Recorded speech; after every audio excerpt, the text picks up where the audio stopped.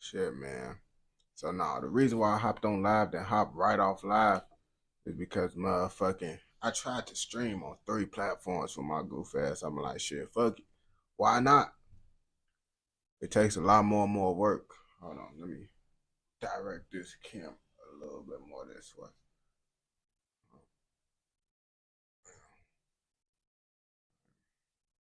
Yeah, but nah, motherfuckers trying to stream on Kick too, do a little bit of Kick streaming and shit.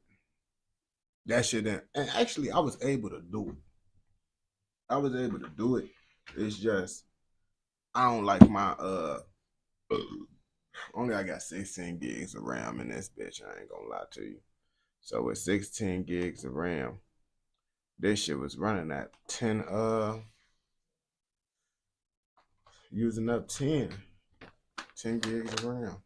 Just a multi-stream on 3, which left me with like 6 left and shit, but the fan was blowing like loud as hell and shit. And I don't be liking that shit, you feel me? Like when me streaming on 2, it ain't blowing all loud. It ain't doing all that other shit, bro. I really just didn't want the fan to be doing it, but what can you expect, bro? It's only $1,000 laptop, bro. To be doing all that extra shit, sometimes you gotta be having a little bit more money. But just a multi-stream, bro, this shit. Some computers can't even multi-stream on 2. That's why I had to upgrade my other change from my other laptop and shit. Cause that bitch, I can multi-stream on 2. Let me see. All right. Yeah, so nah. But yeah, we just gonna stick to Twitch and motherfucking YouTube. Twitch and YouTube, you feel me? That's the best thing right now for us niggas. Without having a fan running loud, bro. Testing, testing, testing. 3 2 3, 3 2 3.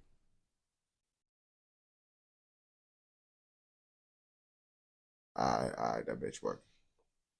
Alright, we finna get to it, man. So much shit been happening, man. I've been slacking, bro. I'm mad at myself, bro. But since I was slacking, I'm not going to sleep. That's on everything I love, bro. I put it on everything I love, so I'm serious now, bro. I can't go to sleep, bro. I gotta stay up. Gotta get a couple videos out the way. Edit these videos. So this live stream is just like gonna be a quick little like hour live for me to get some videos to edit. You feel me? After I edit them, I'm gonna post them, bro, because I gotta hit my video quota every day. I gotta have at least 5 videos on my page, bro, every day. You feel me? So it's finna be 7. Do a quick little hour. That quick little hour gonna go by. Then I got like hour, 2 hours to edit, get them bitches posted. Then we hopping right back on this bitch. You feel me? For real. Okay, I got like a little energy drink inside the refrigerator. I got. I'm finna be busting. Got some 5-hour energy right there. Finna be busting. Okay. Grind don't stop, man. Just the beginning. What I'm doing right now. Yo, yo, yo. I'm just rolling up a little thonky for the video, man. So I won't be distracted because I notice sometimes when I be actually I can't find a little video, just like a video that ain't too complicated to have up. No, I didn't mean to close that bitch out. At least I ain't do no dumb shit and close out the program that I'm using. All right, yeah, but no, I would have been on this bitch earlier, but I was trying to figure out some shit to multi-screen, see if I can multi-stream. But yeah, nah, I did that as drill scene. Fuck it. Over the past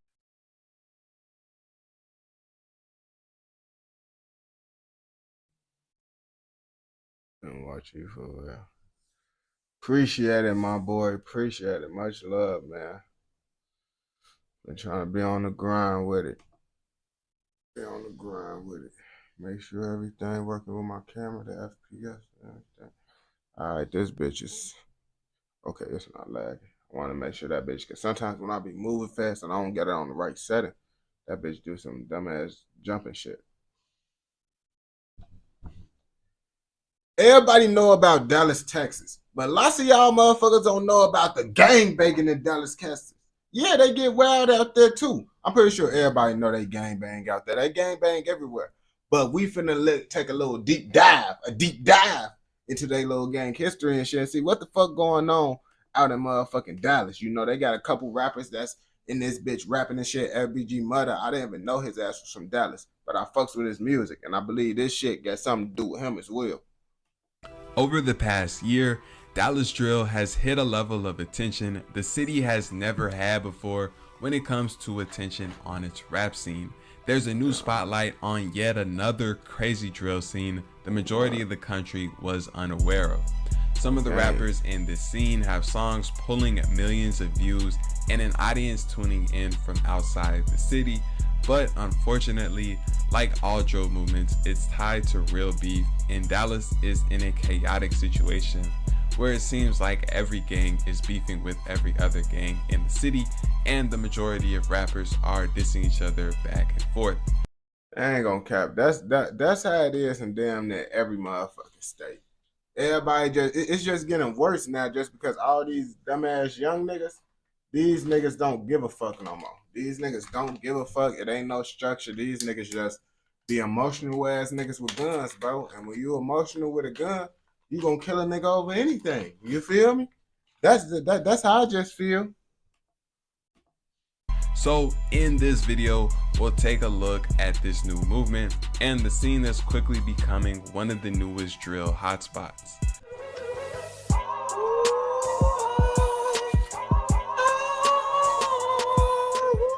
Texas has always been an important place in hip hop, but for a long time, Houston was the hotspot for rap. However, in recent years, Dallas and the surrounding areas like Fort Worth and Arlington have had tons of big names like Tay K, Mo3, Lil Loaded, Big X the Plug, and tons of other artists. These artists have all had individual movements, but around 2023, a new wave of Dallas artists began gaining attention by shining a spotlight on the conflict in the city. In order to understand Dallas drill, we need to cover the main groups involved and the situation they find themselves in. The movement has several groups involved. These groups are mainly located on the south and east side of Dallas, and they basically all have beef with each other. Some of the main groups involved are OTS, a gang located in East Dallas in an area known as Pleasant Grove, Channel 4, a gang from an area called Oak Cliff, located on the southern side of Dallas, OTG, another gang from Oak Cliff, located in a neighborhood called Highland Hills, 5K, a gang also located in the Highland Hills neighborhood. I ain't gonna cap. It be just so funny, bro. When the hoods be having nice ass names to it, like, bro, if you hear those names without knowing about it, you would think like, damn, they said Pleasant Hills or something. Damn, that's a beautiful ass area, such a nice area. But then you find out them motherfuckers getting wild in those areas. That should be crazy as hell. When the hood got a nice ass neighborhood name. NHG, a gang located on the east side in the Pleasant Grove area, and K4M, a group from an area called Lancaster that is located south of Dallas. The majority of these groups don't like each other and have active beefs. 5K and OTG are from the same neighborhood, so they're allied and have beefs with Channel 4, NHG, OTS, and K4M. OTS and Channel 4 also have beef with each other, and Channel 4 and NHG beef as well.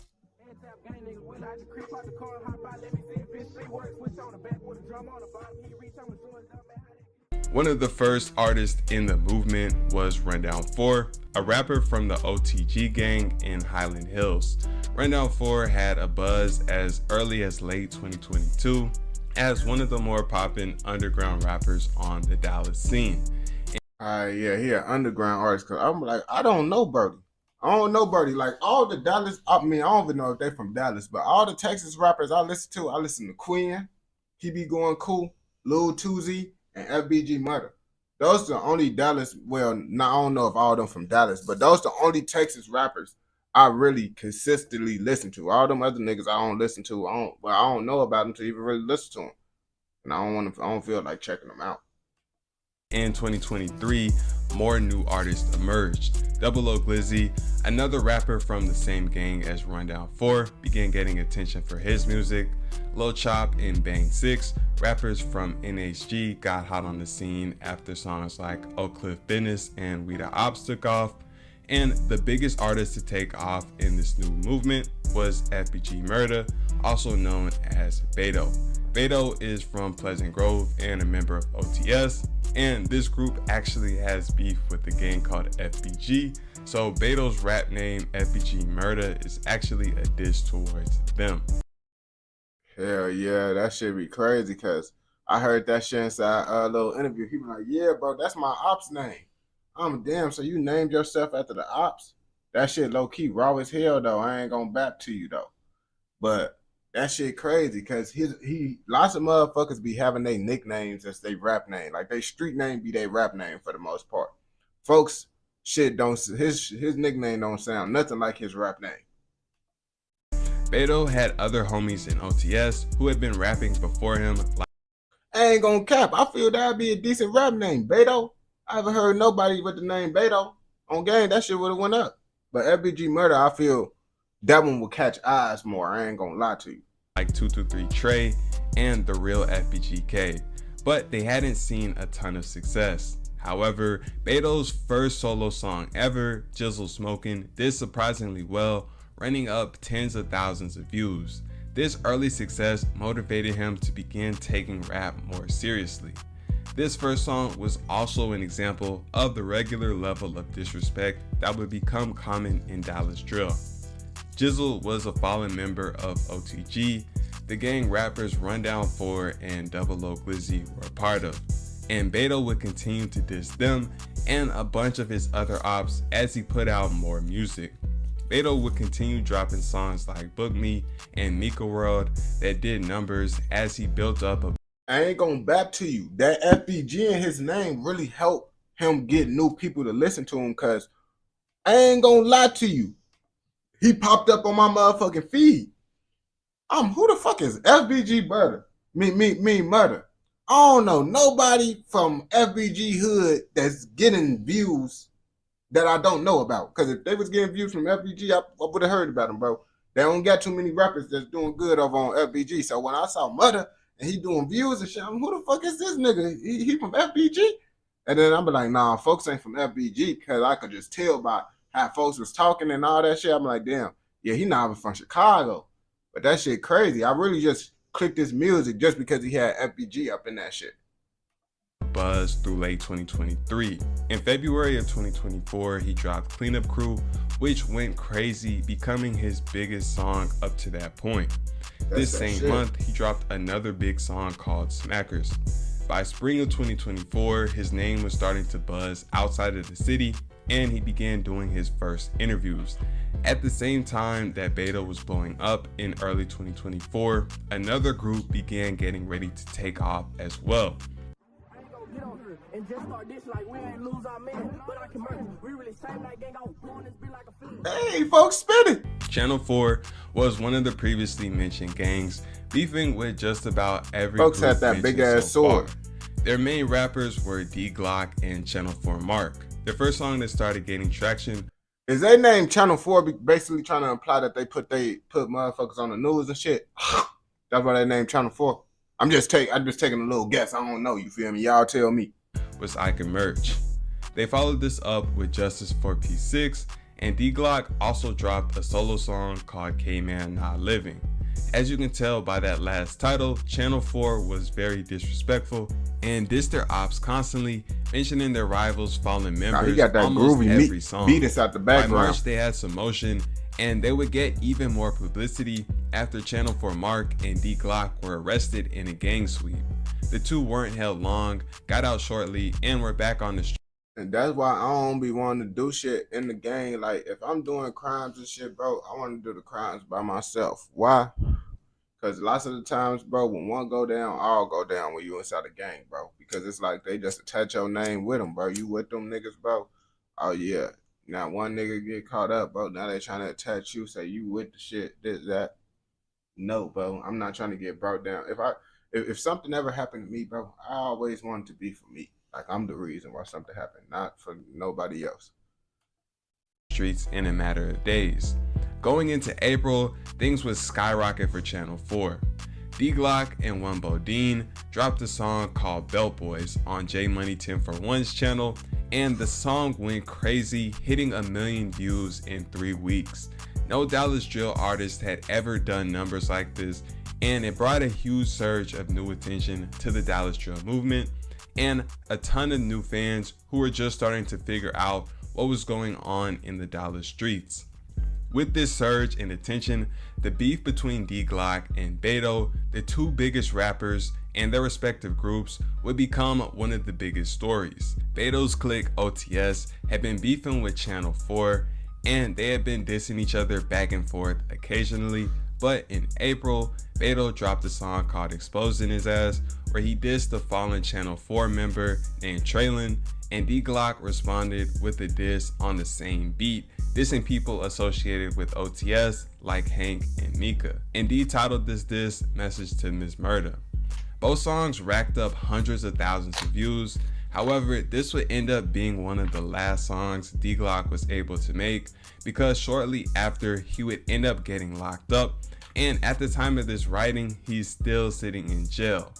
This time period from April to late May, when D Glock went viral and him and Beto dissed each other back and forth, was when Dallas drill really blew up outside of Texas. I ain't gonna bap to you, man. First off, bro, this don't got shit to do with the video, but I got this blunt on sale, bro, at the gas station. They said it's on sale. I'm like, oh shit, it's on sale. But this shit tastes nasty as hell, bro. What the fuck? This shit bogus as hell. But rap beef always make shit go up more. I'm gonna have to go get another blunt, man. I ain't gonna get this shit, not it. Channels covering the drill scene began posting in-depth documentaries, breaking down the different beefs and explaining lyrics and disses. Reaction channels began making videos reacting to these Dallas drill breakdowns and music videos of all the rappers who were hot on the scene. But despite Dallas getting a new spotlight, there were hardly any artists left to take advantage.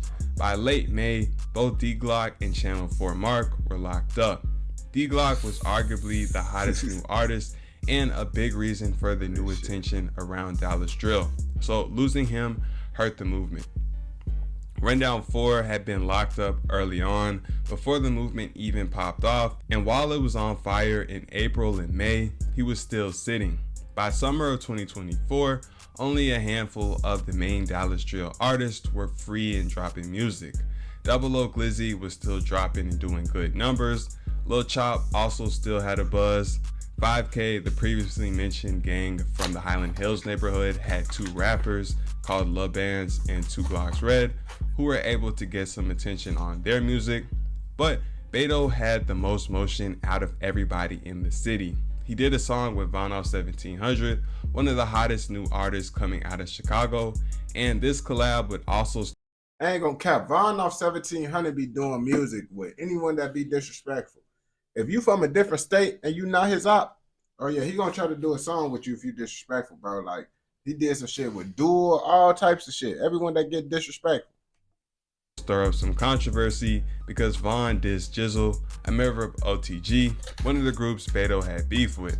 With Von being a big rapper from outside the city, this diss towards someone he didn't even know in the Dallas drill scene got a big reaction, both in the form of threats from OTG members and pages covering the scene. Shortly after dropping the song with Von, Beto would drop his first ever project, Continuing to Go Up.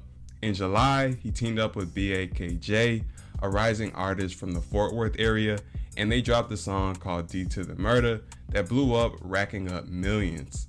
This brings us to the present day. Dallas drill is on a decline when it comes to attention. D Glock is still in jail, and the movement never really recovered from losing him so early on. Rundown 4 is home and dropping music again. Lil Chop and Double O Glizzy are doing their thing, and Beto is currently the biggest Dallas drill artist, and he's still doing good numbers and collaborating with other up-and-coming rappers. Okay, yeah, folks going up. I ain't gonna cap. I told y'all, LBG Murder, folks ass be going cool. He actually one of the people that I actually listen to. I just be listening to folks, you feel me? But if you watch this video all the way through, I know your ass fucking with another motherfucking video. So go ahead and go watch another motherfucking video. And don't forget to like, comment, subscribe, and turn on post notifications so you never miss out on any content like this. Go! No, this blunt nasty, gang. Because I ain't going to cap to you. The packaging looked fucked up, but it was still closed. But it's like, bro, that package look, I'm like, man, that shit. That blunt tastes weird.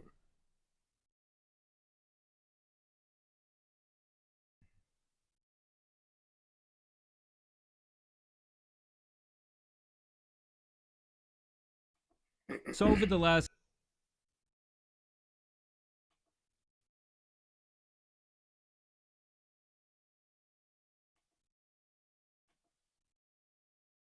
Y'all already know it's finna be wild when you see P. Diddy. When you see P. Diddy, when you see that man right there, it's gonna get real. I ain't gonna cap to you, man. Now, we talking about Jay-Z, though. Jay-Z. And you know Jay-Z, he was cool with P. Diddy. And if you was cool with P. Diddy, you on the list for being a motherfucking, in that case. Your ass going down because you be doing that freaky shit with him. I ain't gonna cap to you. But someone exposed Jay-Z. Allegedly, you feel me? So now everybody trying to look into Jay-Z background and shit and see if he like the diddler. And that's what we finna try to find out in this video. So over the last couple of months, things have gotten very dark for Diddy. Essentially, it's been like the end of the movie Goodfellas, when all the guys know the party is finally over and the feds are coming to get them. Only for Diddy, this is his real life. And now he has over 120 alleged victims who have come forward, men. I honestly, and motherfuckers be like, oh yeah, Diddy's such a menace. Diddy is a fucking menace. I believe his ass did lots of fucked up shit. But lots of that shit they be doing, bro, some of that shit is cap. Diddy is not doing all that shit. Like, someone literally said, oh, Diddy was holding me from the motherfucking balcony from the 17th floor. Bitch, I know Diddy ain't holding your ass from the balcony from the 17th floor like his ass an evil villain or some shit. Diddy is not doing that shit. Now, all the baby oil shit, him motherfucking making people go to sleep and touching on them, he probably doing that. But some motherfuckers just be saying all types of shit. I'm like, nah, bro, y'all be bapping. Y'all be bapping and y'all know it.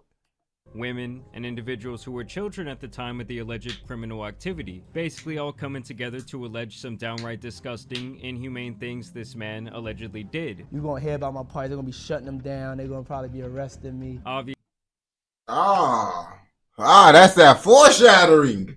Foreshadowing, that's what that shit called.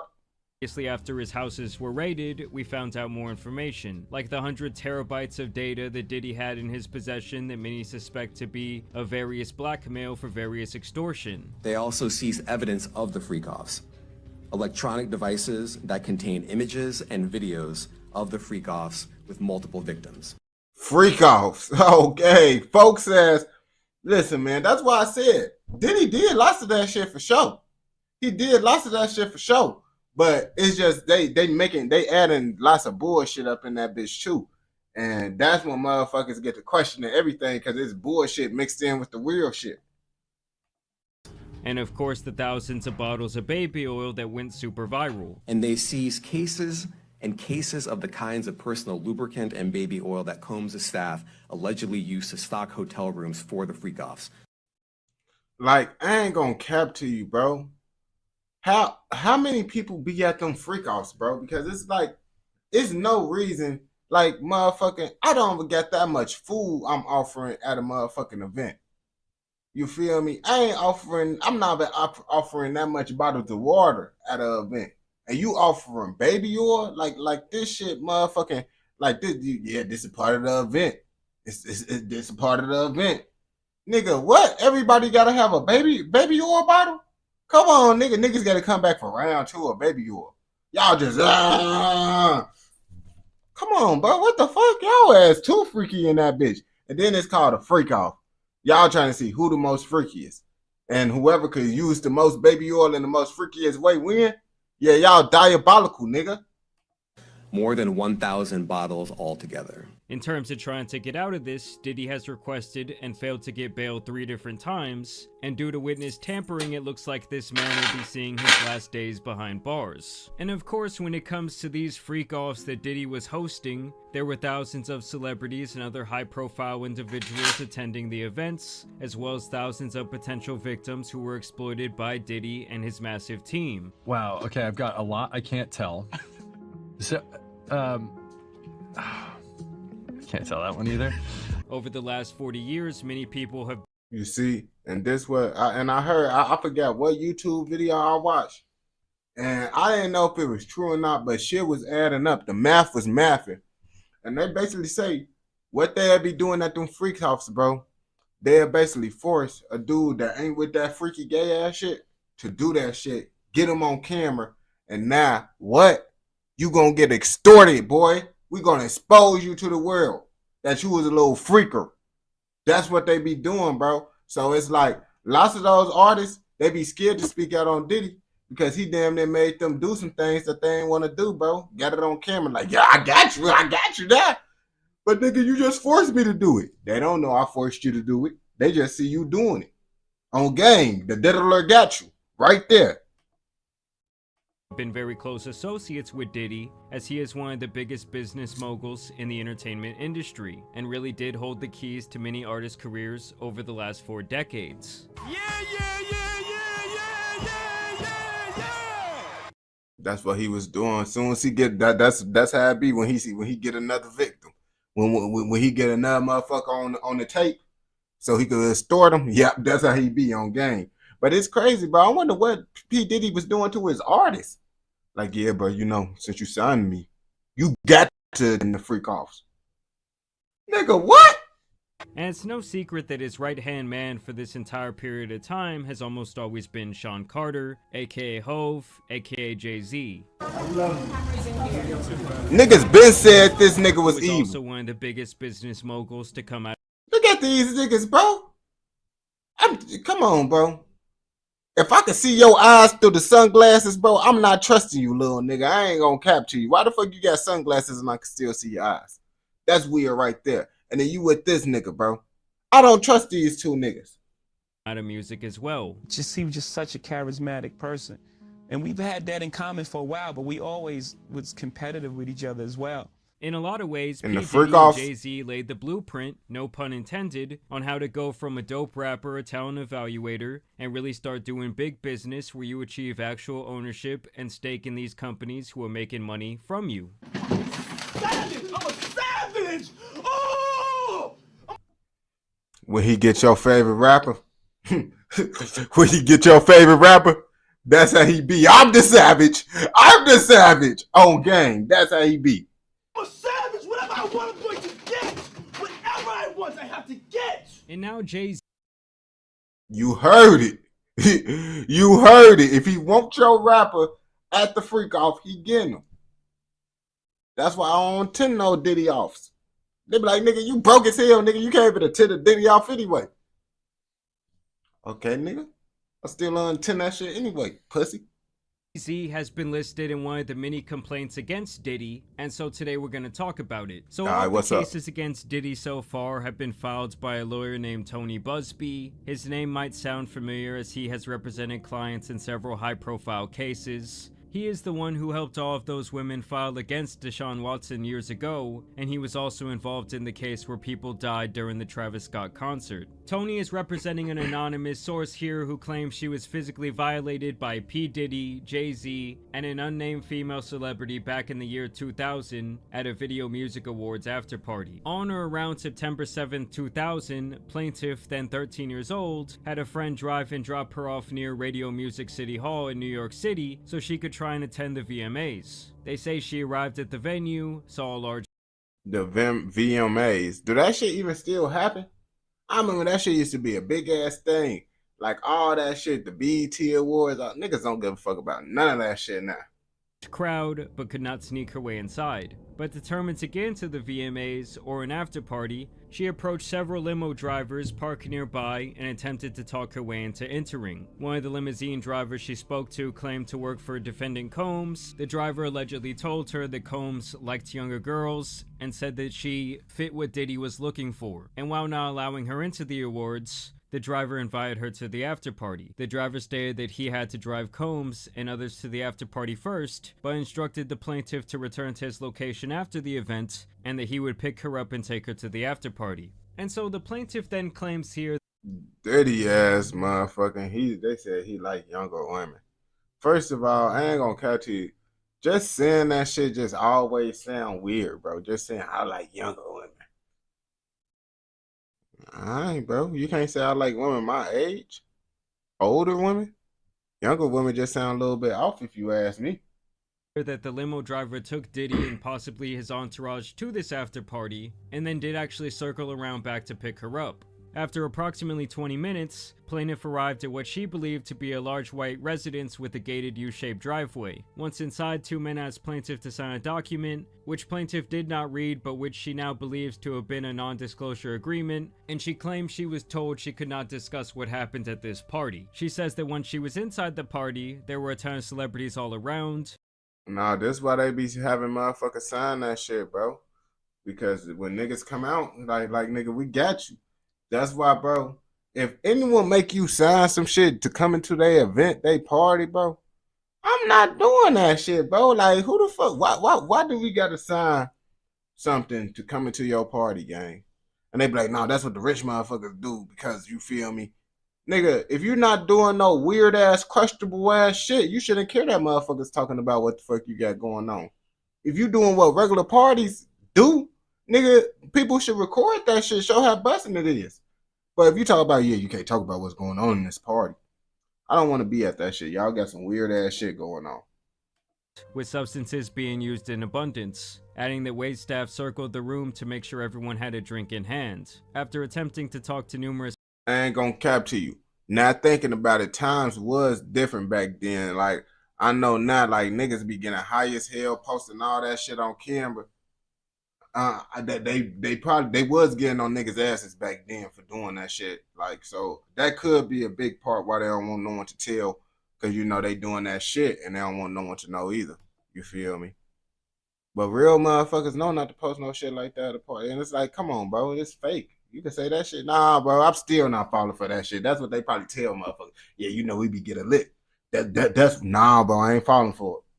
Celebrities, plaintiff accepted a drink from one of the waitresses circling the crowd. The drink was a reddish-yellow mixture that tasted like orange juice, cranberry juice, and something bitter. After drinking just a portion of that drink, plaintiff began to feel woozy and lightheaded, making her need to lie down. A photograph of the actual exemplary container used by Combs and or his agents and employees to insert GHB into alcoholic drinks is seen below, and I assume this was something that was seized when his house was raided. Looking for a place to rest, and I ain't gonna bap to you, bro. And this is why they say, bro, never take no drinks from nobody, bro. You don't want to take no drinks from nobody, bro. I ain't gonna cap to you. Like, you could take a drink if it's like a can or some shit, because no one ain't no super motherfucker that could go put all these elaborate ass chemicals inside the motherfucking can without us knowing. I mean, they might if they stick a little tiny hole, but then it's gonna lose the pressure and shit inside the can and all that shit. So sealed items you could take, but an open cup, open glass, don't never take those shit, especially at a party.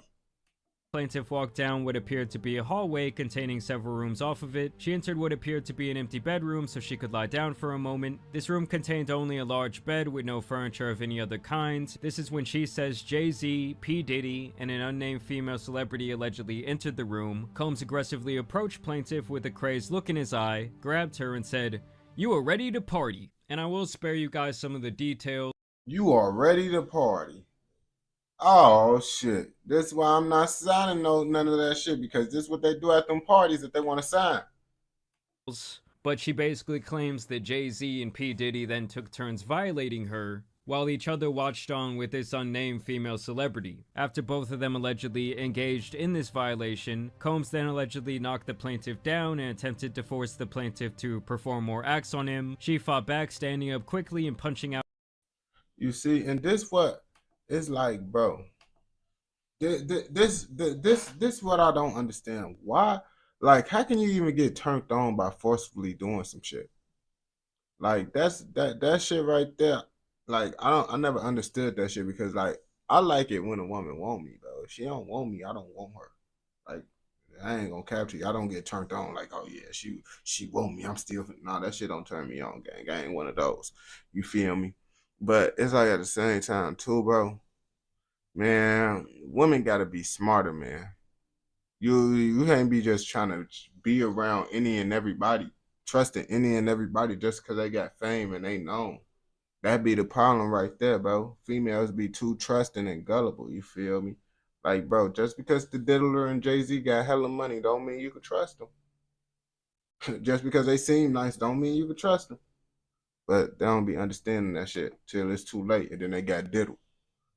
Out at the same time, hitting Combs in his neck. Taken aback, Combs stopped his attempt. When Combs backed away in surprise, plaintiff grabbed her clothes and shoes and ran out of the bedroom. Holding her dress in front of her like a towel, she ran around the residence until she found the front door and was able to leave the party. She then claims that she retraced her way all the way back to a gas station. She calls her father, tells him what happened, and he comes to pick her up. So now she is seeking damages for this event. Jay-Z was expecting for this information to be released to the public, and he did reply with an immediate statement. My lawyer received a blackmail attempt, called a demand letter from a lawyer named Tony Busby. What he had calculated was the nature of these allegations and the public scrutiny would make me want to settle. No sir, it had the opposite effect. It made me want to expose you for the fraud you are in a very public fashion. So no, I will not be giving you one red penny. Jay-Z then goes on to adamantly deny these allegations, even encouraging Tony to file a criminal complaint, and says that this is all basically an attempt to destroy his reputation and extort him for money, even adding that he himself had sued Tony alleging a blackmail attempt to reach a settlement. Tony responded by saying that in the demand letter initially sent to Jay-Z, there was no request for money, and that Jay-Z had apparently harassed both him and his client during the time period between the demand letter and the present. Both men seem to think that the other has no ground to stand on,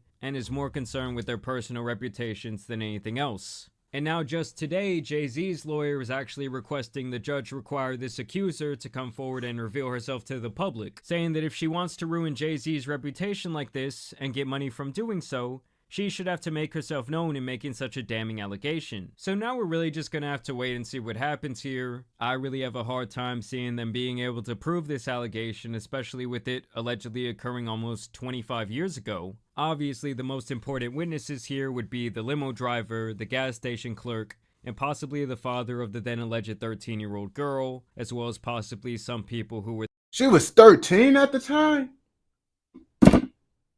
I'm thinking she like 18, 19, 13. How did she even get out? What the fuck?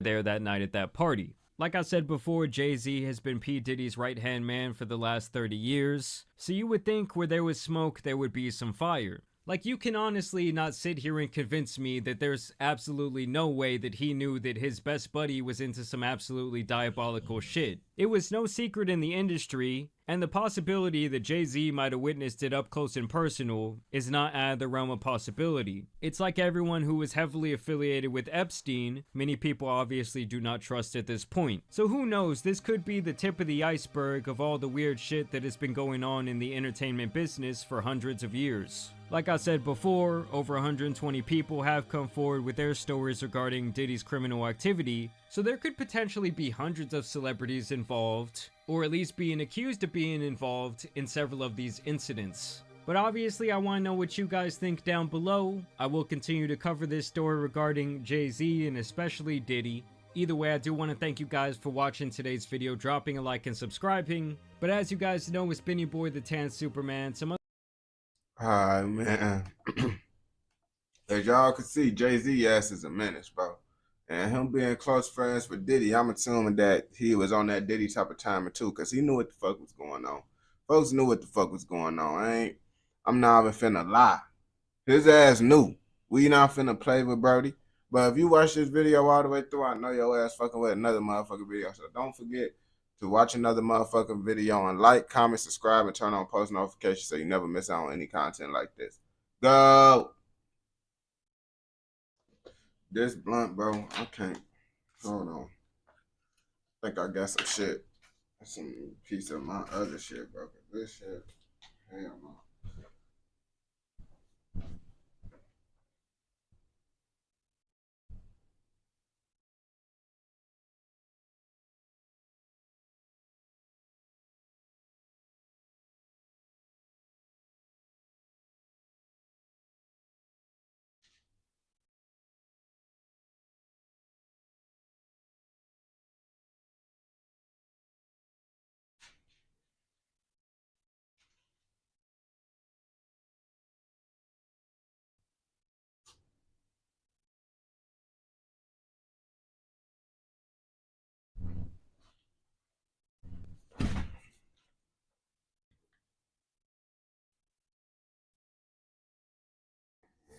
Is this enough?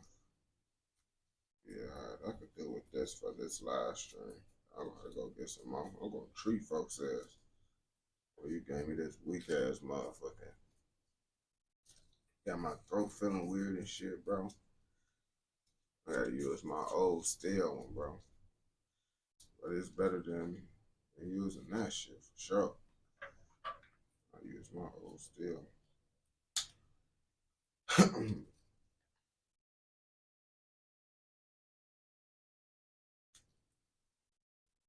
And I finna tell him, bro, his ass gotta give me that shit. Give me a new one for the same prices I paid for that one, bro. Give me the discount. Cause that shit bogus.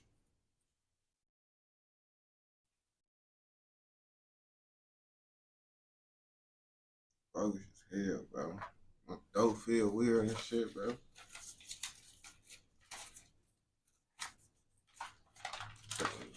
Man. Shit pissed me off with that shit, bro. I ain't gonna lie to you. Shit, man. Damn, bro. Shit just made me mad, bro. I'm finna break this whole little shit down, bro. Checking everything out this bitch, cause the weed, the dirty's still good. Whole game. It's just this bullshit ass onto it. So we finna instantly take all this out of this. Whole game, take all this out of this. Oh yeah, and it's a good little straight, yeah. Uh-huh. Yeah. Yeah, that burn shit right there though. Let's start a reaction up while I roll up another donkey, man. Cause that other shit, bro. That shit diabolical, bro. They ass need to get sued for that shit, bro.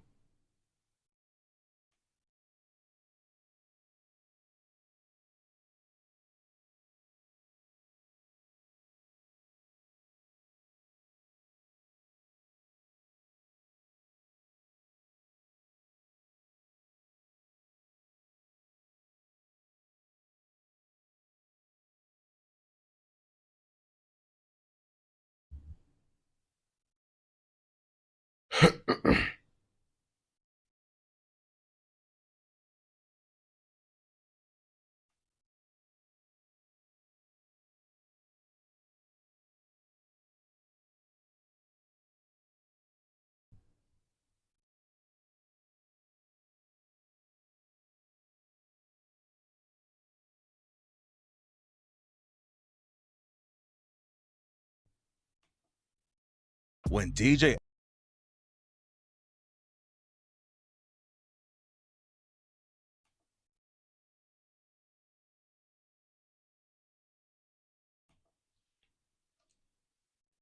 Where shit blew me, bro.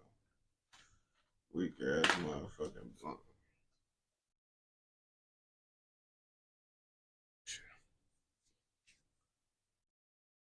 This is why I love America. Lots of motherfuckers be like, oh, why don't you leave the country?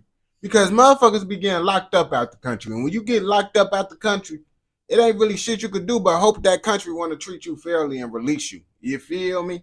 And sometimes they don't release you and you be up in that bridge like Brittany Garner or some shit. But if y'all already know, Future producer got locked up in Dubai.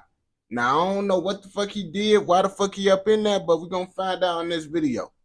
When DJ Esco went on a world tour with Future, he had no idea that he was going to end up fighting for his freedom in Dubai. It's a wild story from the jump, and today we're breaking down how DJ Esco survived one of the most terrifying jails in the world. In 2014, Future was doing a huge tour in Europe and brought DJ Esco with him. Future and DJ Esco go way back.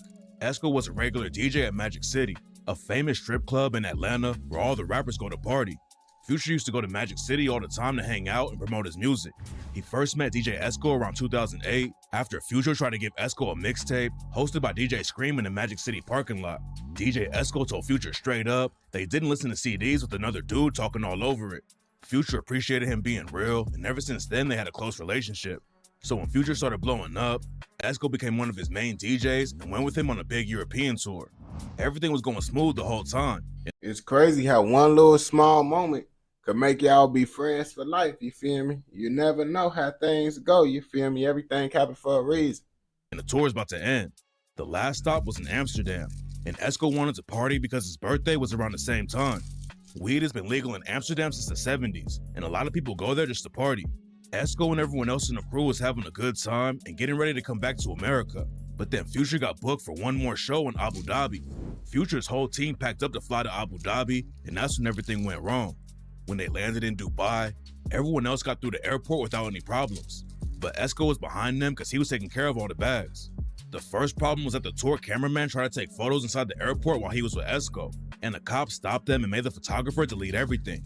Esco and the photographer kept walking, but then the cop ran back up to them and told Esco that he wanted to check all of the bags. Esco was taking care of like 30 bags and didn't even know what was in most of them, but he didn't have any choice and had to let the cops search them. The cop was looking through the bags for like an hour, and then he finally found a little weed crumb in Esco's backpack. Esco didn't think it was going to be a big deal, but then way more cops showed up and started tearing up other bags to find more drugs. They ended up finding a bag with 15 grams of weed in it, and what Esco didn't know is that he could have been hit with a mandatory 5-year. You see, that shit crazy. A little weed. They was searching your shit for an hour. Searching your shit for an hour. And then they find a little weed crumb. And that's what make these niggas motherfucking do a complete search, bro. A weed crumb, bro. That's what I mean, bro. Like out there, bro. I mean, they did have more shit up on them. But you got to remember, too, at the same time, bro, shit, it's better to get locked up in America than out there. Minimum sentence right on the spot. The cops took Esco to the police station, and what made the situation worse is that everyone was speaking Arabic, and he had no idea what they were talking about. Back then, Esco was trying to be low-key and wasn't in the spotlight a lot, and that's what hurt him even more. Esco told the cops he was there for a concert when they arrested him, so they wanted him to prove it and show that he had been on TV before. If Esco had been in one of Future's music videos or something, they would have let him go right then. But he had been staying out of the spotlight and didn't have any videos that proved how successful he was. So Esco got thrown in jail immediately, and the police told Esco he was gonna be. You see, it's crazy how motherfucking they say, oh, success don't mean shit, bro. That clout don't mean shit. You see, if you got clout and you know, motherfuckers treat you differently, bro. And that shit help out in life, bro. He wouldn't have even been inside this situation if he just would have had a little bit. If he would have clout chased a little bit more, had Future and shit all up in the shit, he wouldn't have been out of jail. But just because he ain't clout chasing, he stayed out the spotlight. They treat him like a regular nigga. Be there for a couple of days. Esco was already pressed about spending 2 days in jail, but the situation was about to get way worse for him. Esco didn't even get food or water for the first couple of days. Then he had to meet with the prosecutor who was handling his case. Over there, they don't have a judge and jury to keep everything fair. Instead, your prosecutor just does whatever they want to and doesn't even have to say what you're charged with. Then Esco went to court and had to admit that he brought drugs into the country. You can't even explain the situation though. Just say yes or no. And if you say no, then they really try to jam you up. Esco finally got to call the US Embassy and ask for help, and 2 agents showed up to a jail a couple of days later. Esco thought they were going to rescue him right then, but they asked him if he was being tortured, and when Esco told them no, they basically just bounced and didn't do anything. So Esco was still stuck in jail. Bro, he tweaked. If I was up in there, I would have been like, man, they not giving me food. They not giving me water. I don't think I'm going to be able to survive. You feel me? Like, where the fuck is Future at in all this? Ain't Future supposed to be making videos and shit, letting motherfuckers know that his homie locked up? What the fuck? With a bunch of people who had been booked on way crazier charges, like trying to blow up a tank. He said that there were basically 2 sides to the jail, the Arabic side and the African side. Usually you had to pick one side to rock with, but Esco was the only American in there, so everyone wanted to talk to him.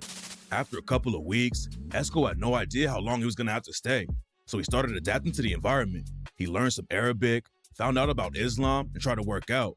Basically, nobody on the outside knew what was going down, and they couldn't do anything to help Esco anyways. But what really saved him was when Esco started getting tight with the warden. The warden saw that Esco was being respectful and trying to learn from everybody inside. Esco finally got a lawyer, but the lawyer said it might be a couple of years before Esco could walk free. Esco thought he was gonna lose it, but it turns out that the warden was listening to the conversation. After Esco's lawyer left, the warden said that he was gonna call Esco's prosecutor for him. The warden wasn't even supposed to get involved in cases like that, but he decided to help Esco out. Then just a Bro, I'm trying to figure out if you Future homie, bro, and you doing all this shit, you with him, bro. Future's supposed to be like, where my homie go? Where the fuck he at? You feel me? Like, damn, like, nigga, I'll be looking, I'm bored where my people's at. That shit kind of bogus as hell, bro. Future wacky as hell, cause it's like, no one don't know that he locked up. Nigga, he was just with y'all, and now he not with y'all. Come on now, bro. Let's be real. Y'all niggas bogus as hell. They don't really care about motherfuckers like they be saying they do. A few minutes later, the warden came back and told Esco that he was going home in a week. If the warden didn't step in to save him, there's no telling how long Esco would have stayed in jail. If you get locked up over there, they can basically just throw away the key and never let you out if they don't want to. So Esco caught a major lucky break from the warden. And what's even crazier about the whole situation is that it ended up taking Esco's career to the next level. When Esco got out of jail and headed back to America, he said that his goal was to become the greatest he can be at all costs. He jumped right back in the studio with Future, and they made a mixtape that was inspired by the whole situation.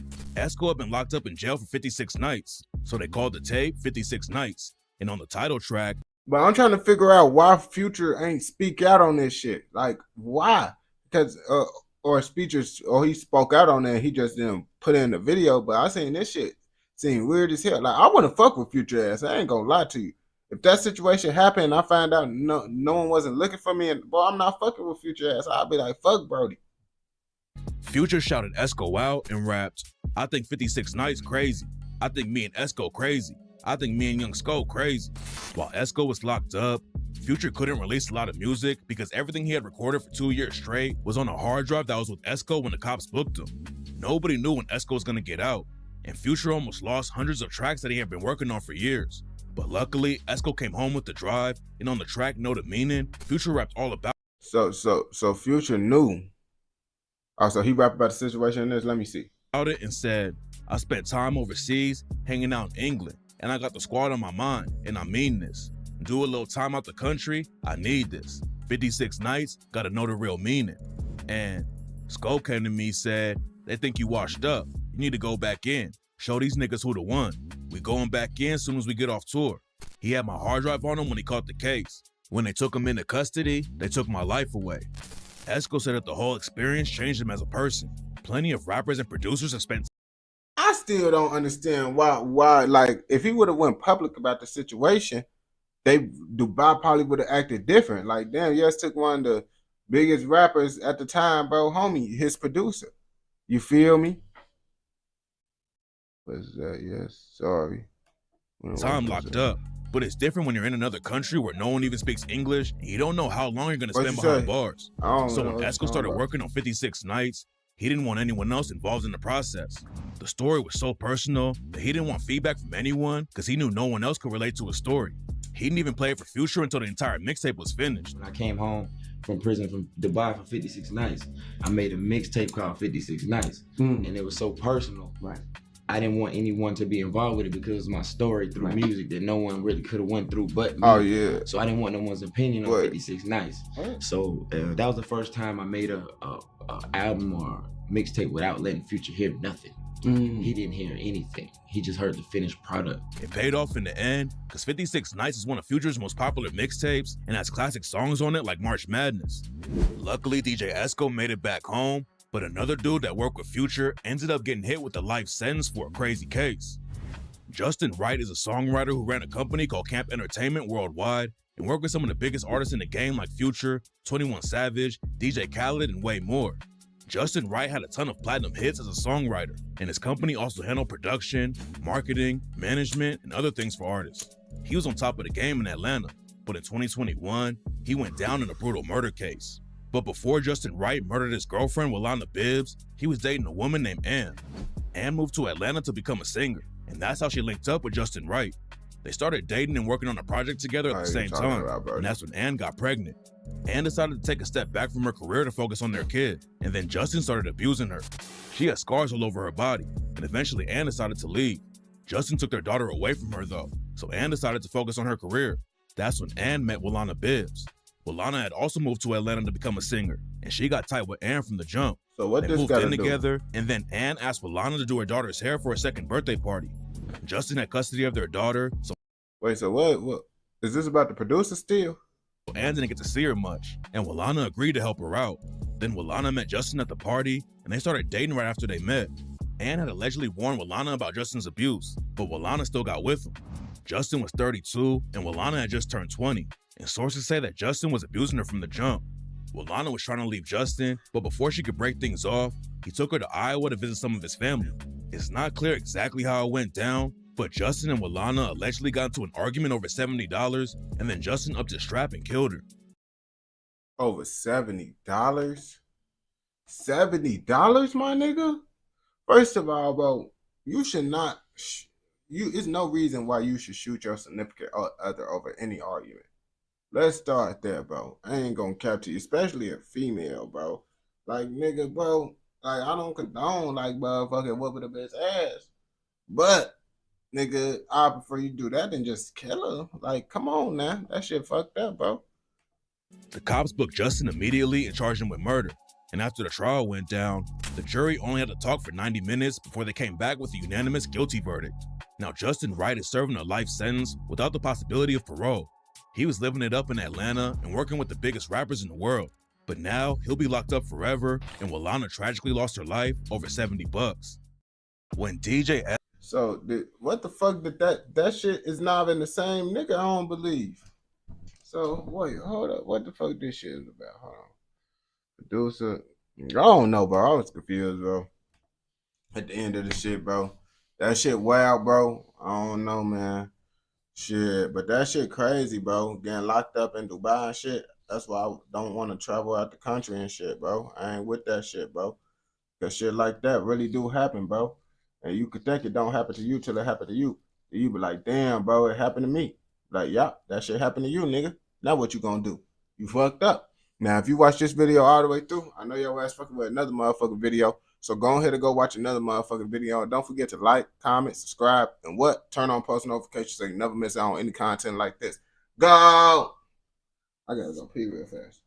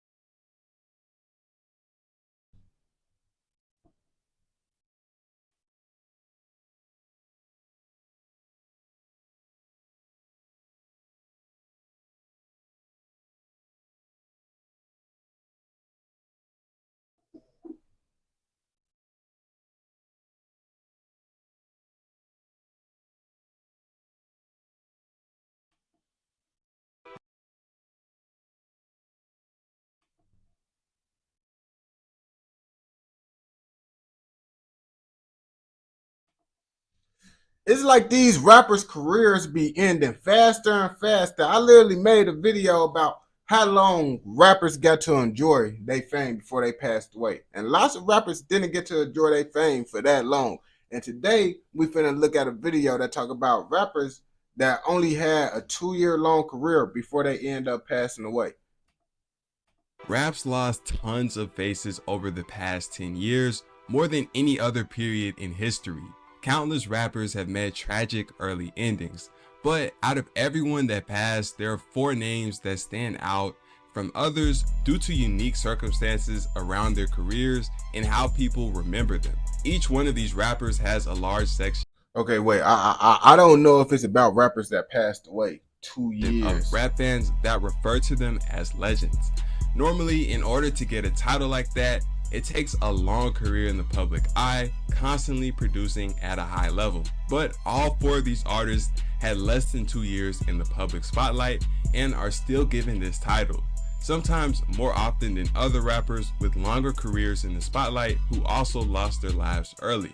So in this video, we'll cover each one of these rappers, their careers, and the narratives that formed after they passed to get to the root of why so many people give them the legend title. Okay, so the video is about rappers that got the legendary title. Okay. The first rapper in this list we'll cover is Pop Smoke. His career in the public only lasted for about 9 months, and his entire career from his first song ever. Damn, only 9 months? That shit crazy. And lots of motherfuckers, Pop Smoke really didn't even get to enjoy his fame for real. Because really when he started going up, that's when he passed away. Because I ain't gonna lie, I wasn't listening to Pop Smoke till he passed away. I keep it a buck with y'all. Ever to when he lost his life was barely over a year. He dropped his first song ever in December of 2018. His career in the public eye took off in May of 2019 after dropping his breakout single, Welcome to the Party. His unique voice was a huge part in his appeal, along with the fact that he introduced the UK drill beats that Brooklyn was starting to use to a new audience in America that had never heard them before. His debut mixtape, Meet the Woo, stamped him as one of the bigger rising artists that year, and had his second hit record, Dior. His fame continued to rise throughout the year, shining a new spotlight on Brooklyn. I feel like Pop Smoke, like his ass really just was gonna make, he was gonna be a Rob, he like really a Rob 49 ass rapper. Like he ain't really wasn't like a lyrical rapper for real. He wasn't like, damn, Pop Smoke said some raw ass shit. It's just like, he just get you turned up. You feel me? He make like party turned up music. Brooklyn drill and convincing many that he was on his way to becoming a superstar. In 2020, Pop Smoke released Meet the Woo 2, which debuted at number 7 on the Billboard 200 and appeared to be a step closer to reaching the star status people were predicting. But just 2 weeks later, on February 19, 2020, he lost his life to a home invasion in Los Angeles. While he was alive, he looked like he was on his way, but wasn't a huge star. He didn't have any gold. You see, with the Pop Smoke situation, what I don't understand is like, nigga, you over here posting all these pictures and shit, like doing all that posting and shit, but you don't got a gun, bro. I know you inside a nice area and all, but just because you're in a nice area don't mean something can't happen to you, man. You either need to have security or have a gun. I feel that's the only way you could be a motherfucking person that's famous. That's the only way you could be famous safely, is by having a gun or having security, or have both if you can, you feel me? And that shit sometimes that will protect you. But Pop Smoke was inside a neighborhood that anybody could get to. That shit was easy as hell to get to him. Or platinum records or Billboard #1 album debuts. But his biggest records had made noise, and the context of his career is also very important. New York rap hadn't had an identity since the 2000s. They had occasional stars pop up here and there, like Bobby Shmurda, A Boogie, Cardi B, and 6ix9ine. But with Brooklyn drill, Pop Smoke brought an entire genre to the mainstream. Even though it was on UK beats, it gave New York rap an identity for the first time in over a decade. And with New York City Being the biggest city in America and the birthplace of hip hop, this was huge. People felt that Pop Smoke was on pace to take the movement further and become a global star. And all of this played into the story around his name that captured the attention of fans. So in July, when his posthumous album Shoot for the Stars, Aim for the Moon was released, it did 250,000 in first week sales, 214,000 more than the last album Pop Smoke dropped. While I ain't gonna cap to you though. I ain't gonna cap to you, bro. The reason why that shit went up is because motherfucking he passed away. Like when you pass away or go to jail, you get an automatic boost in your numbers. It's fucked up, but that's the truth right there. he was still alive just 2 weeks before he passed, which did 36K first week. So Pop Smoke is an example of a rapper who became a story that took off after he passed, leading many to give him legend status despite only 9 months in the public eye.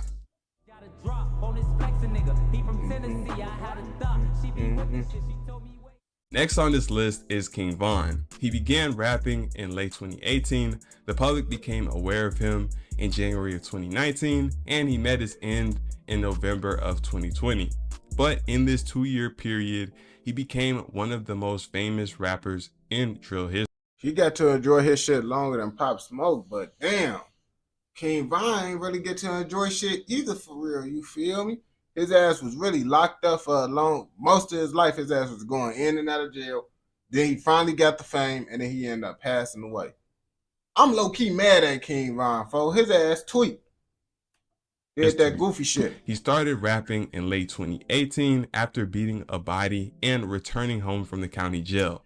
His breakout single Crazy Story was released on the last day of December in 2018 and became an instant hit. People weren't used to storytelling, and Von also had a unique flow, and this allowed the song to gain massive traction online, introducing Von to the public. Through 2019, Von continued putting out music. He dropped his debut mixtape and also got caught up in a serious case in Atlanta. And it's crazy, bro, because when King Von dropped Crazy Stories and shit, everybody was acting like, bro, haven't no other rapper did this type of shit before. G Herbo made Storytime raps before. Lots of motherfuckers made Storytime raps before. It's just King Von put that shit together differently, you feel me? In March of 2020, King Von released LeVon James, his second mixtape. The project was a big step in the right direction, debuting at number 63 on Billboard 200. The project also had the song Took Her. His shit Billboard at motherfucking 63rd. His ass hates 63rd. His first shit Billboard at that 63rd. Crazy. To the O, another huge record for Von's career. By this point, Von had firmly established himself as one of the most promising rising stars in the game, with a quickly growing fan base and lots of excitement around his name. 2020 was also the beginning of a huge factor in Von's fame: internet speculation and commentary on his past. He went live often and had a significant presence on social media where he hinted at things he might have done. So with his fame rising, 2020 was when the first documentaries began popping up. This was also when his beef with FBG Duck was getting more attention, with the two dissing each other back and forth on records. By late October, when Von dropped his Welcome to O Block album, he was bigger than he had ever been, and the project debuted at number 13 on Billboard 200. On November 6th, a week after it dropped, he lost his life in Atlanta. And it's crazy, because King Von accomplished more than FBG Duck in a shorter period of time, but I felt FBG Duck got to enjoy his fame more, you feel me? He got to enjoy it more than King Von, even though he didn't have as much as King Von, you feel me? Because I'd rather have a little bit less and, you know, get to enjoy it a little bit longer. Well, of course, no one ain't thinking about dying and shit, but I was just saying, you feel me? And the situation around his passing would generate tons of attention and also cause ripple effects still being seen today. Von was similar to Pop Smoke in the fact that he wasn't a huge star when he passed. He didn't have any platinum records, and his highest debut on Billboard was 13. But after he passed, more and more information continued coming out on him from both people around him and the police. The amount of information coming out basically solidified rumors as facts, stamping his life history as a driller as authentic. Despite the negative nature of what he did, looking purely at the situation objectively, because Von was a drill rapper, the fact that he was really drilling and his music matched his life made people tune into the. So either way, Von was cooked. He wasn't going to enjoy his fame regardless. I mean, with him having money on, he probably would be able to beat that case. You feel me? He beat cases without money. So with money, I feel he have probably a fighting chance. Because motherfuckers be like, yeah, he'd be in jail if his ass was still alive. But he got money now. You feel me? So he probably wouldn't be in jail. The music even more, comparing what he revealed in songs to what was coming out about him. YouTube was flooded with documentary after documentary, the biggest being a 3-hour Trap Lord Ross deep dive that at the time of this video is at 13 million views. Everything. God damn, do you know how much money he get off that shit? And that's the shit that made him go viral. I ain't gonna cap to you. With that King Von documentary, bro, motherfuckers had me thinking that was a real life documentary. They be like, you seen that King Von documentary? You seen that King Von documentary?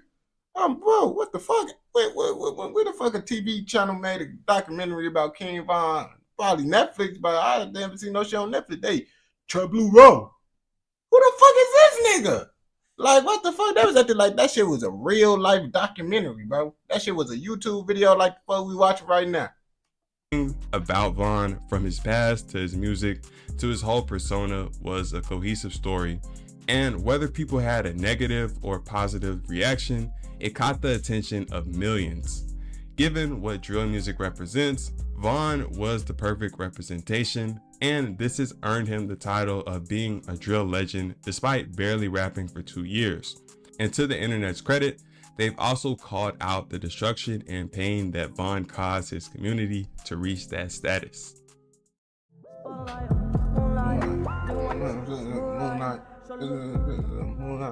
Third on this list is X. I feel out of all the rappers that passed away soon, I feel X had the most impact, you feel me? He didn't have an impact for me, but how much the fans love X, bro, like he had a real cult-like fan base. Like I feel like his fan base is on par with motherfucking Playboy Cardi. I ain't gonna lie to you, man. XXXTentacion. X is different from Pop Smoke and King Von due to the fact that he was making music longer and had a cult underground following before he blew up. He began rapping in 2014, but he was only in the mainstream spotlight from early 2017 to June of 2018 when he passed. In this short period of time, he dropped major records, experienced extreme growth, and built a strong legacy. In his early career, damn, he was only famous for like a year, but it feels like we watched X for a whole lifetime. I ain't gonna cap to you. Feel like, man, I watched X motherfucking grow up.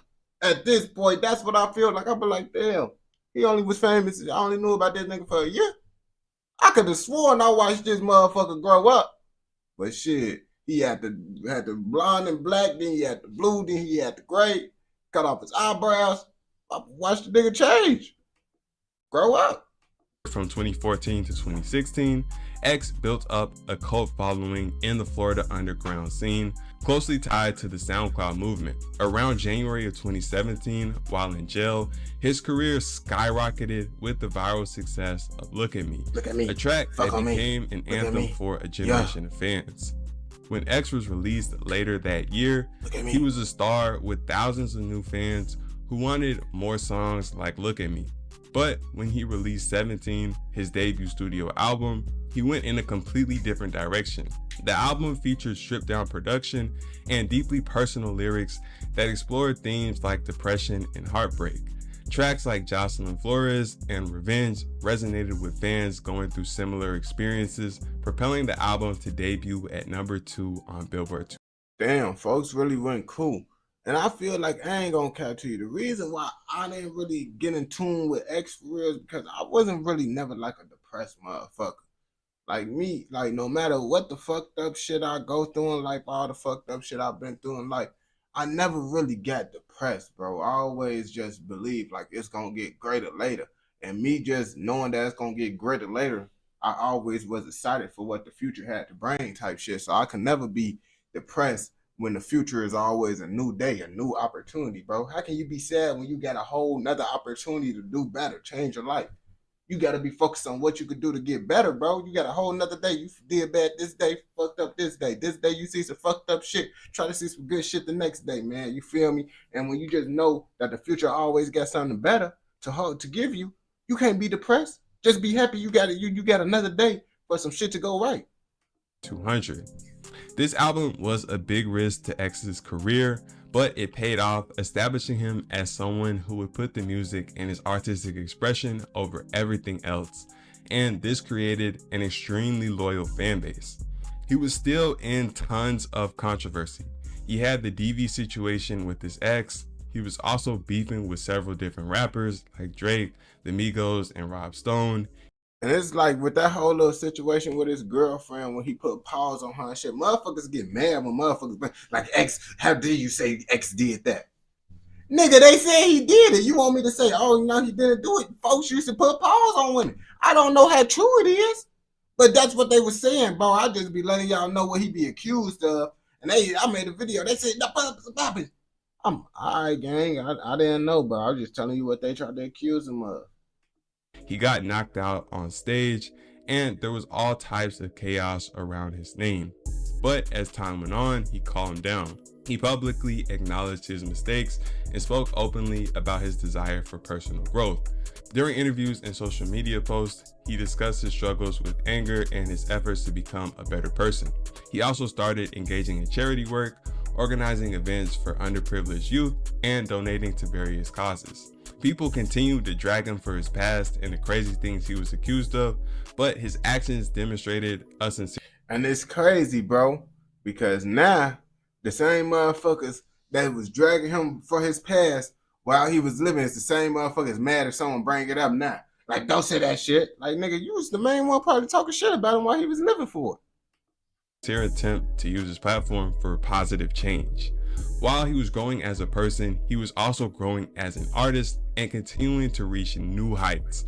In 2018, he released his second album, which showcased his artistic versatility. The project included a mix of aggressive tracks like Floor 55 and genre-defying hits like Sad and Moonlight. The album debuted at Moonlight. #1 on the Billboard 200, and Sad became a massive hit, eventually earning a multi-platinum certification. By this point, X had cemented his place as one of the most innovative and unpredictable artists in hip-hop.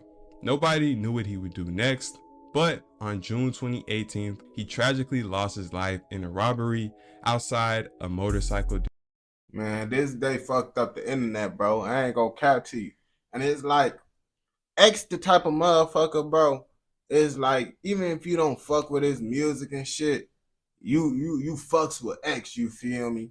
And it's like, damn, that hurt my heart a little bit when I found out X passed away, you feel me? Dealership in Deerfield Beach, Florida, at the young age of 20. By the time X passed, damn, he was a legitimate star, had platinum records, and was able to drop albums that debuted at #1 on Billboard.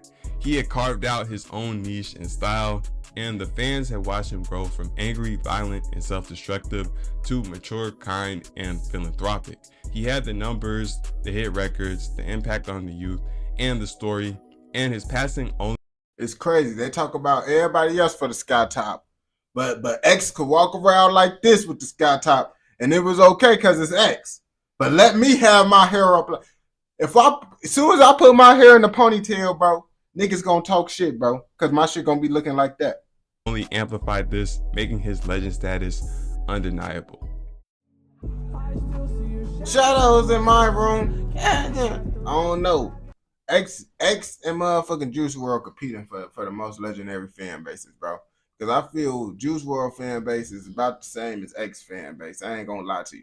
Lots of X fans is Juice WRLD fans, and lots of Juice WRLD fans are X fans, and they fans of them equally. They the same equal amount. So it's like, yeah. Similar to X, Juice was making music for around 4 years in total, but his career in the spotlight was only about a year and 7 months, from May of 2018 to December of 2019 when he met his untimely demise. His journey began on SoundCloud in 2015 under the name Juice the Kid, later shortened to Juice WRLD. His introduction to the mainstream came in 2018 with two. Yeah, fo, he had to get rid of that Juice the Kid shit, bro.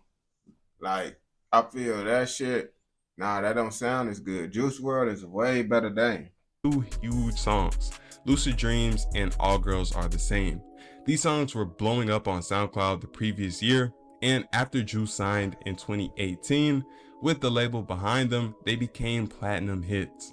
That same year, he released his debut album, Goodbye and Good Riddance, which included these 2 hits and debuted at number 15 on Billboard. The SoundCloud movement had been popping for 2 to 3 years before Juice, but he was different from any other rapper before him. His ability to freestyle entire songs and blend elements of hip hop, emo, and pop set him apart as a once-in-a-generation talent. I ain't gonna cap to you. Like, I don't fuck with that type of music. Like, but Juice WRLD, I actually fuck with his music. Cause like, I don't know, Juice WRLD just do something to make it like, you can fuck with that shit. But if other motherfuckers get to talking about what Juice WRLD be talking, I'm, bro, hell, come on, bro. I don't want to hear that shit. I ain't gonna cap to you. That be the truth, bro. I don't know why I fucks with Juice WRLD. I don't know how the melody he do it or some shit. I don't know. Juice WRLD's meteoric rise continued with high-profile collaborations, giving him an even broader reach. He worked with Future on the joint mixtape World on Drugs, a project that was well received by fans, continuing to show Juice's musical ability. His second studio album, Death Race for Love, debuted at number 1 on the Billboard 200 and was more evidence that he would be one of the top stars in his lane of hip-hop for a long time. Tragically, Juice WRLD's life was cut short on December 8th of 2019, just 6 days after his 21st birthday. He suffered a fatal seizure at the Chicago Midway Airport, reportedly triggered by him ODing on pills. His passing shocked the entire music world. Similarly, you see, out of all the people on the list, Juice WRLD pissed me off the most because he didn't have to pass away. It was just a very, very dumb decision that he made. And he got lots of goofies around him. And the goofies, then, boy, if I ain't gonna cap to you, my homie trying to do some shit like Juice WRLD, we fighting in that bitch, bro. Yo, we going to jail. We going to jail. And your rich ass gonna bond us out, nigga. Now what? You feel me? But I ain't letting my homie taking that shit, boy. We gonna be scrapping in that as soon as I see him hit him right in his face. First I'm gonna try to tell him. He get to tweaking, not trying to listen, bro. If he don't let me take them bitches from him, we gonna have to beat his ass. But I ain't letting ain't nobody around me gonna take that much shit. I ain't gonna cap to you. Yo. to X, he had the platinum records and Billboard #1 album, so his superstar status was undeniable. Everyone agreed that he had an extremely rare ability when it came to freestyling and making songs on the spot, as well as a unique style in the emo rap genre. He documented his struggles with substance abuse, and his passing wrapped up his story as a type of situation where an artist's demons get the best of them. He also had an extremely strong following and tons of young people who really related with the topics he covered. So combining everything, his unique talent, ability, I'm streaming on 2 platforms. I'm streaming on YouTube on fans, and his untapped potential at the time of his passing, all of this combined to give him the legend status despite less than 2 years in the public eye. So these are the 4 main names that come up when people talk about rappers in this generation that had an extremely large impact in a very short period of time. In X and Juice's case, they had the accolades and the impact to justify legend status while they were still alive, and their passing just amplified it. And in Pop and Von's case, they had strong stories around their brief careers that were able to capture and impact the masses after they passed. As time goes on, people forget more of the real details and the stories grow and get more exaggerated. So the legend status of all four will only continue to grow. I ain't gonna bap to you, man. I wouldn't say King Von and Pop Smoke hit that legendary status. You feel me? I feel they got to do a little bit more. They did put in that work and go cool, but I feel Juice WRLD, because it's like when you saying legendary, now you putting them up to the real goated motherfuckers. And you feel me? They wasn't up there yet. You feel me? Juice WRLD and X, they some different stories. They was just different breeds, bro. You feel me? Like you can't compare Juice WRLD and King Von to well, you can't compare X to King Von or Pop Smoke or Juice WRLD to King Von and Pop Smoke. And honestly, personally, bro, I don't listen to X. I don't listen to Juice WRLD for real. Out of all these artists that's right here, bro, I listen to King Von. But y'all gotta know the truth, bro. King Von was not selling out shows like how Juice WRLD and X was doing shit, you feel me? But if you watch this video all the way through, I know your ass fucking with another motherfucking video. So don't forget to go watch another motherfucking video and like, comment, subscribe, and turn on post notifications so you never miss out on any content like this. Go! Alright, we're gonna do one more video, man. Y'all know I gotta say this at the end of the video because these bitches going to YouTube and shit. So we gotta say the ending. We're gonna do one more. Then I gotta post some shit. Then I'm gonna hop back on live though. I just had to get some videos real fast.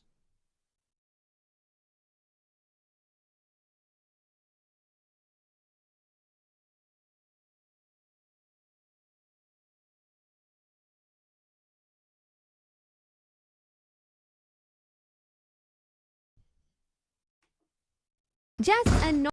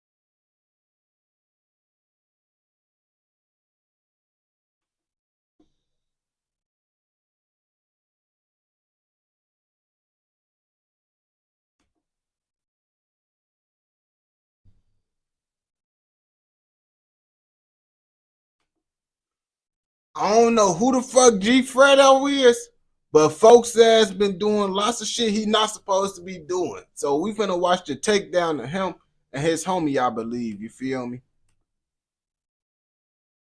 Disclaimer, not everything in this video is a fact. It's based off of articles on so research has been made. Something alleged. To the party. I'm up to Molly the Zen, the lean. That's why I'm moving retarded. That's why I'm moving right, left, right, and then left. Oh, these some New York motherfuckers.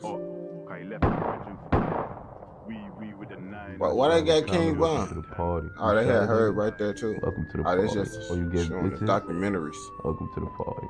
From Canarsie, Brooklyn. so we get the money. What, this about Pop Smoke Peoples? Begin now with a string of gun violence across the country this weekend. Between Friday and Sunday, at least 10 cities reported mass shootings. He raw as hell with this editing, though. Raw as hell. You ain't cool with it.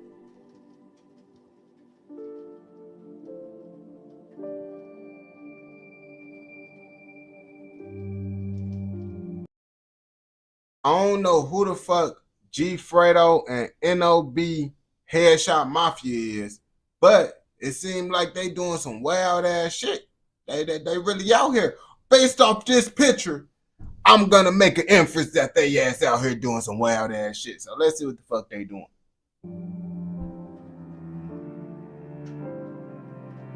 Michael Brondell, also recognized as G Fredo or Frizz Block Fredo, hails from Boston, Massachusetts, and is a 22-year-old prominent rapper. He holds membership in the music collective known as Headshot Mafia, HSM. G Fredo stands out as one of the most gifted rappers ever featured in the periodical. When discussing street credibility, few others can rival him. His remarkable talents are matched only by his audacity, as he fearlessly portrays crime scenes in his music videos. Aside from his raw and captivating lyrics, G Fredo showcases his versatility by delving into his subconscious, openly sharing his childhood trauma and the burdens carried by him and his fellow individuals. Let's be real now. Come on, can we be real now? Most rappers and all that shit, that's the whole reason why they go viral, because they telling their story about their trauma and all that shit. If they ain't telling their story, guess what? Niggas don't want to hear that shit. That fugazi ass shit. G Fredo is known to be affiliated with NOB, which stands for Norton, Olney and Bury, which is the streets of Dorchester. G Fredo is of Cape Verdean descent and has been pointed out by the feds to be a gang leader. Nob has been known to beef with the Cameron Street Gang, which is the neighbor gang of Nob, and has been going at each other. Nob has been known to be involved in serious crimes such as attempted murder, robberies, drug trafficking, sex trafficking and illegal firearms crimes, and has been very active on the streets of Boston, mainly going at it with their rivals, the Cameron Street Gang. Oh, so these niggas diabolical, bro. They diabolical. So the trafficking 9 times out of 10, that's probably just, you know, pimping. They out here pimping and shit, you feel me? But really, all these crimes that they got up on here, I don't think you could be a very, you're not a good gang if you're not doing things like this. I mean, of course it's not good to do this, but if you're a real gang, this is the type of activities you're supposed to be doing, right? Another rapper from the gang who has made noise alongside G Fredo is 7981 Cal. On June 16, 2020, law enforcement agencies, including the Boston Police, ATF, and the U.S. Marshals, conducted an arrest and search operation at 34 Norton Street, Apt 1, in Dorchester. This action was part of a broader effort to crack down on the Nob Gang, which is associated with the infamous Wendover Street Gang. The Wendover Street Gang that faced an ongoing RICO case led by the U.S. Attorney for the District of Massachusetts office. On that day, multiple individuals were apprehended and faced charges in connection with criminal activities. Among them were G Fredo, who was aged 19 at the time, and Kelvin Burrows, also known as Cal or 7981 Cal, who was 24 years old. They ain't gonna cap to you. It's like, bro, everybody getting hit with RICOs, bro. Like this should be the time. If you haven't decided the time to stop gangbanging, this is the perfect time to stop. Because they hitting niggas with RICOs left and right. And if you want to keep on doing that shit, bro, they damn near already know your ass doing that shit, bro. They were both charged with RICO conspiracy, conspiracy to distribute controlled substances, and possession with intent to distribute controlled substances. Another individual involved in the criminal activities was Ricky Pina, also known as Blake, aged 23, who faced similar charges of RICO conspiracy, conspiracy to distribute controlled substances, and possession with intent to distribute controlled substances. Furthermore, David Rodriguez, known as D, age 34, was charged with RICO conspiracy. Wilson Gonsalves Mendez, known as Dub, age 24, also faced RICO conspiracy charges. Joshua Teixeira, also known as Trouble, age 25, faced charges of RICO conspiracy and conspiracy to distribute controlled substances. Damn, I fuck it up. Oh shit, I'm gonna edit that out. Damn. 181 Cal, who was 24 years old, age 23, was charged with possession of a firearm with an obliterated serial number. Samuel Matu, You know also what? known Fuck as this Hummel, shit. I'm finna hop off this bitch, work with what I got. Then we're gonna hop on live in a little